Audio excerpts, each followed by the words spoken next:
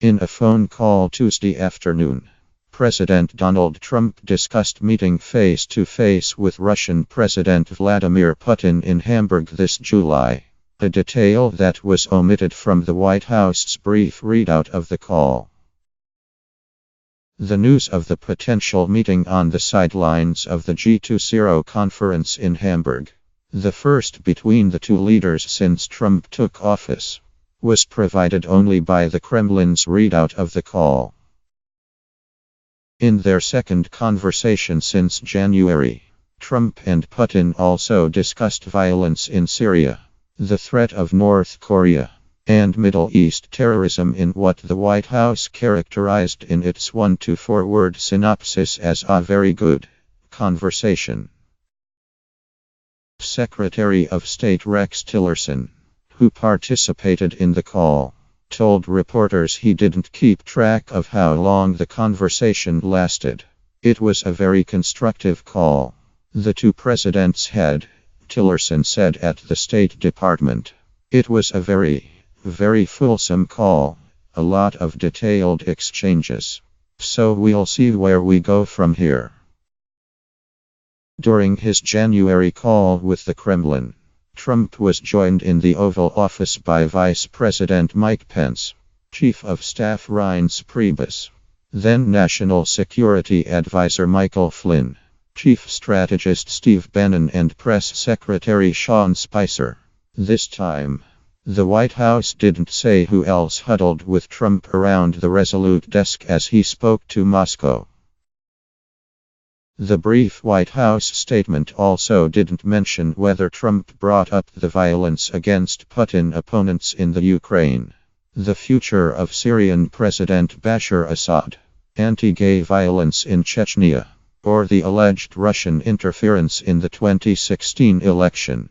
All issues German Chancellor Angela Merkel confronted Putin about earlier Tuesday in a tense face-to-face meeting in Moscow, the first time the two leaders have met in over 2 years.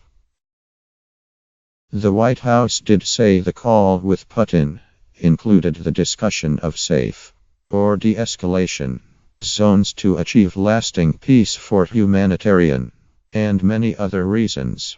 While the statement made no explicit mention of Assad, the White House said that Trump and Putin agreed that the suffering in Syria has gone on for far too long, and that all parties must do all they can to end the violence. The White House also said the administration will be sending a representative to attend ceasefire talks in Astana, Kazakhstan, on May 3 and 4. A State Department official said the United States would be represented by Stuart Jones, the acting Assistant Secretary for Near Eastern Affairs. The Russian readout described the tone of the Trump call as businesslike, and described a constructive atmosphere between the leaders. Democrats immediately criticized the White House for not holding a tougher line against Putin, whose military backs the Syrian leader, whose chemical attacks on women and children in April galvanized Trump to order airstrikes against the Syrian regime. Instead of sending Putin a tough messaging on backing Assad's brutal regime, Trump appears to be opting for a strategy of appeasement, said Adrienne Watson, the Deputy Communications Director at the Democratic National Committee. She noted, the White House readout of the call made no mention of Russia's abysmal record on human rights, no clear message on Assad's future in Syria, and no condemnation of Russia's continued aggression in Ukraine. It's clear that ultimately, Putin is getting what he wants from Trump. The call came on the same day that Trump's 2016 campaign foe, Hillary Clinton, gave her most extensive interview since the election and blamed Putin, in large part, for her loss. He certainly interfered in our election, and it was clear he interfered to hurt me, and helped my opponent, Clinton said in an interview with St. Christian Amanpour. one that briefly kicked the daily White House press briefing off 2 of the 3 cable networks.